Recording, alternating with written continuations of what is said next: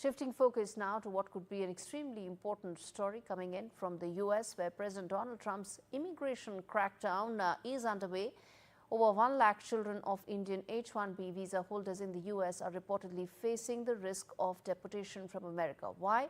Because of the changes in rules that he is set to come out with. These individuals, remember, migrated to America with their NRI parents on dependent visas, which would expire as soon as they would turn 21, because then they would no longer be dependent on their parents. Till now, the American immigration policies provided a 2-year grace period for such individuals to transition to a new visa status after quote-unquote aging out.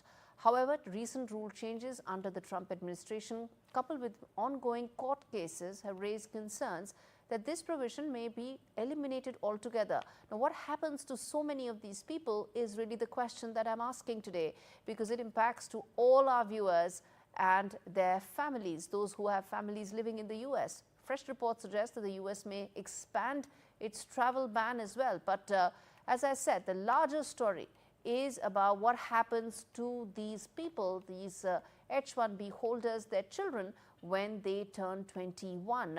On your screens are some of those important points. We've put that out in graphic format for viewers to really decode this to you in simpler terms. Rohit Sharma, who's an immigration expert, joins me as well to talk more about the uncertainty that is really gripping a lot of people at this stage. And Rohit, I think that's the first thing I want to ask you, which is that there are 1 lakh people who could be impacted. But have you been speaking to several of them, their families, and what's the sense that you get in terms of the uncertainty and lack of clarity that they're all facing? Yeah, at this moment of time, they are obviously very anxious. Announcements are being made, yet to be implemented. But if actually it comes true, then it becomes almost impossible for families to be in US, because key reason of migrating to for any parents or any family is children. So if this grace period is also not going to be given to them, then it is as good as goodbye US, and they have to come back. So there is a lot of anxiousness, creeping in people. They are already beginning to look around options beyond US. That could be Canada, that could be other part of Europe. The situation obviously is pretty tense right now. One thing I want to ask you is that it is period of uncertainty. There is a lot of anxiety in these families. But what's the situation that has changed for them? Because some of this is the policy framework in which they existed. But under the Trump administration, how has that increased? How has that heightened fears of their deportation? Yeah, under this new regime of Donald Trump, President Donald Trump, obviously with these regulations where he actually is moving towards an immigration crackdown across US, the problem is that people, the deserving clients as well, the deserving migrants as well, are beginning to lose their status quo in US because of these policies. So that is what has completely changed. That people are beginning to lose the kind of a confidence that if they are in US, that it is going to be a lifetime solution for them now, that they can be in US for the rest of their life. So when one lands in a country, and when the government keeps on coming up with such regulations and all, it not only just bring that kind of scare to the people on whom the laws are going to be implemented, but also on so other migrants who are in US or different visa status, that tomorrow even their residency status even could be under bit of a hammer, or could be a bit of a lens. So all this is therefore impacting them. They're losing confidence in US, in plain and simple words, because nobody wants to migrate to any country with an uncertainty of a future which is not lasting at least for a lifetime, as simple as that. So that is under danger right now. So people are beginning to look at options, trying to understand more ways how they can be in US through different categories, or they can start looking at alternates. So one is that they could transition to another visa status. What would that be, and how the process there is, if you could simplify that for our viewers?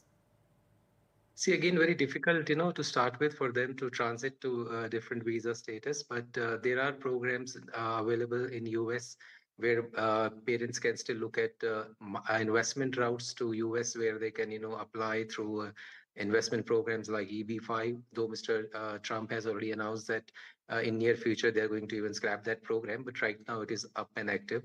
Then people can also look at through other credentials depending upon their skill set in US. So they can look at options like EB1, EB2, and EB5. So multiple immigration programs are available. So if not there, then how they can move to that. Otherwise, it's easy said than done, to be honest. Transiting from one status to another, it will require a lot of credential requirements to be met in the first place. And with the kind of intent the US government is showing, I don't think it is going to be an easy task. But still, people can go through investment routes and secure themselves and secure their children and secure their future. No, investment routes now require $5 million, that gold card that you mentioned. So it's an expensive proposition. Not everybody can take it.